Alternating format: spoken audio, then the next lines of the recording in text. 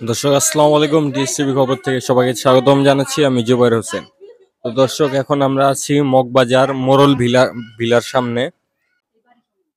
এই বাড়ির মোরল ভিলার সম্বন্ধে জমি সংক্রান্ত বিষয়ে জানতে এবং জানবো। তো বাড়িটা আপনাদের? জি, এ বাড়িটা আমাদের, আমার বাবার নামে। আপনাদের সমস্যাটা বলেন। সমস্যা হচ্ছে পারিবারিক সমস্যা। আমার বাবা ২ বিয়ে করছে।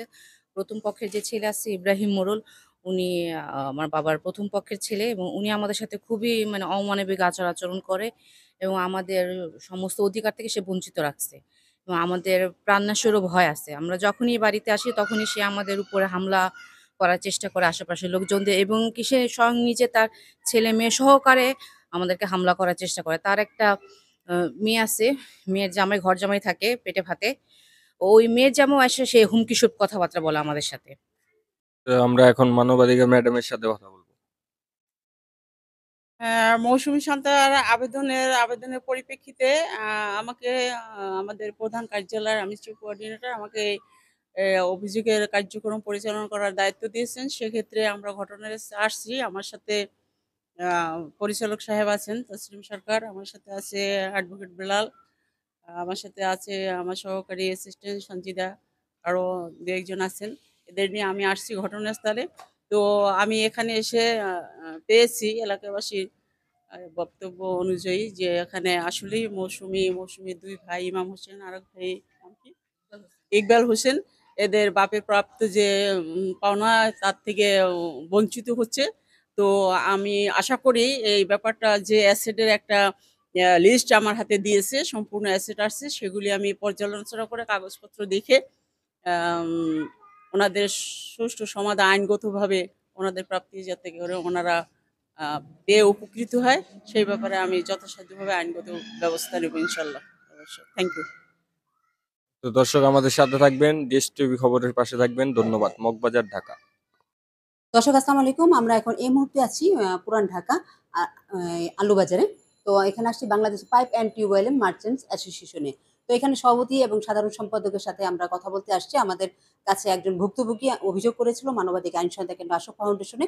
তো আমাদের এখানে চিফ কোঅর্ডিনেটর ফিরোজা নাজনীন এসেছেন এই সম্বন্ধে সমাধান কিভাবে করা যায় সে সমন্বয়কভাবে সেজন্য আসা হয়েছে। তো আমরা আসলে একটু সভাপতির সাথে কথা বলব এবং সাধারণ সম্পাদকের সাথে কথা বলব। আসলে অ্যা এই কাজটা আরকি সমন্বয়কভাবে কিভাবে করা যায়?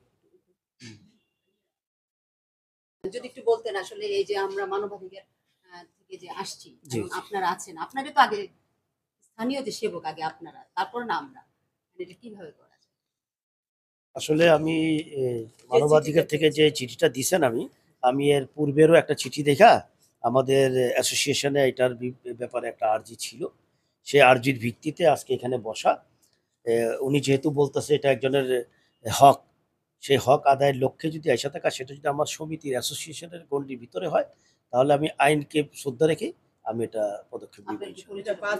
আমি মোহাম্মদ পারভেজ আলম চূন্য, বাংলাদেশ পাইপ টিউবওয়েলের সভাপতি। অনেক, অনেক ধন্যবাদ আপনাকে। আমরা একটু সাধারণ সম্পাদকের সাথে একটু জিজ্ঞেস করব। উনি হলো আওলাদ হোসেন জেবুল ভাই। জেবুল ভাই, যদি আপনি একটু বলতেন আসলে। জি, আসসালামু আলাইকুম।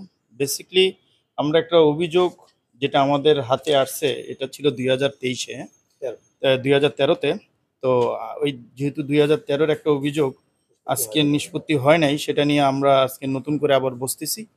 আমরা অ্যাসোসিয়েশন নরমালি আইনের মধ্যে থেকেই কাজ করি। গভর্নমেন্টের বাইরে বা যাওয়ার কোনো ওয়ে নাই। ইনশাআল্লাহ যদি আমাদের তরফ থেকে যতটুকু করার, আমরা চেষ্টা করব আইনের মধ্যে থেকে কাজ করার জন্য। ধন্যবাদ। ধন্যবাদ আপনাকে। আমি গোলাম এই শাহরিয়ার যাবে সমন্বয়কভাবে, হ্যাঁ। গোলাম শাহরিয়ার যাবে বাংলাদেশ পাইপ মার্চেন্ট অ্যাসোসিয়েশনের ভাইস প্রেসিডেন্ট। তো আপনারা যে অভিযোগটা আমাদেরকে দিয়েছেন, যেহেতু এটা ২০১৩ সালে একবার দেওয়া হয়েছিল, এটা সমাপ্ত হয় নাই।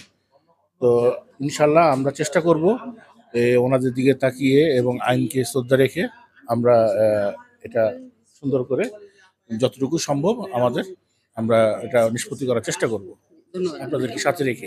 ধন্যবাদ।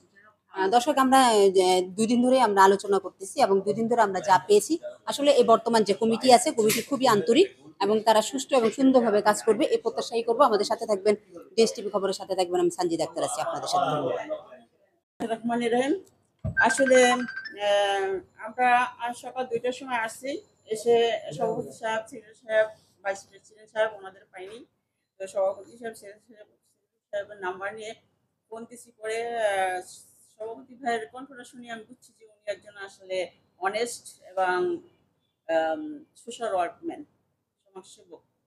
তো যাই হোক, ওনাকে বলছি, উনি বলছে 3:30টায় আসবে। আমি বলছি ভাই তার আগে আসতে পারলে আসবেন।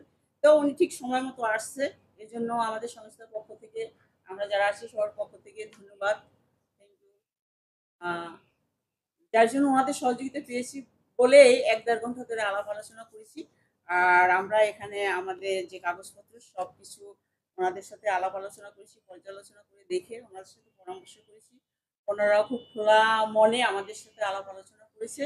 এখানে যে মৌসুমী বাদী উপস্থিত আছে, মৌসুমী যে আবদার, তার ভিতরে তার যে অ্যাসেট, যে বাবার প্রাপ্ত যে সম্পদ, তার ভিতরে একটা দোকান এই বাংলাদেশ পাইপ অ্যান্ড টিউবওয়েল মার্চেন্টার্স অ্যাসোসিয়েশনের সমিতির আন্ডারে আছে।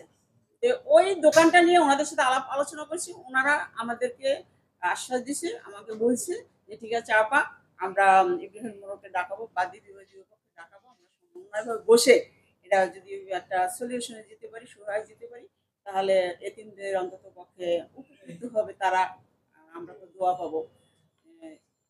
এই কথা ওনারা আমাদের এই আশ্বাস দিছে। আমার কাছে ভালো লাগছে।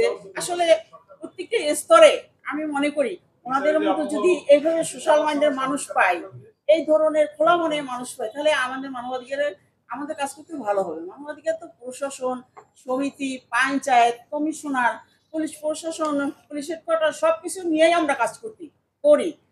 সব জায়গায় যদি আমরা এভাবে সাপোর্ট পাই, আমাদের কাজ করতে সুবিধা হবে ইনশাল্লাহ। ভবিষ্যতে আশা করি সবাই, আমি দোয়া করি সবাই দীর্ঘ হায়াত দারাজ করুক, নেক হায়াত দারাজ করুক এবং সুন্দরভাবে এইভাবে যেন সৎ পরামর্শ দিয়েছেন এবং তার সমিতি হোক, সমিতির বাইরে হোক, সবাই উপকৃত করে আপনারা আমরা, তাহলে দেশও ভালো থাকবে, জাতির মানুষ, জনগণ সব। আমি আশা প্রত্যাশা করি আলোচনার। আসসালামু আলাইকুম। অবশেষে আমরা যেই সমাধানটা পেলাম যে Bangladesh pipe and tubewell merchant অ্যাসোসিয়েশনের যে সভাপতি পারভেজ আলম চুন্নু এবং সাধারণ সম্পাদক মোহাম্মদ আউলাদ হোসেন জীবন, তাদের সমন্বয়ে এই সমাধান করা চেষ্টা করবে মানবাধিকার আইন সহায়তা থেকে আশরাফ ফাউন্ডেশনের পরিচালক তসলিম সরকার এবং চিফ কোঅর্ডিনেটর ফিরোজা নাজনীন।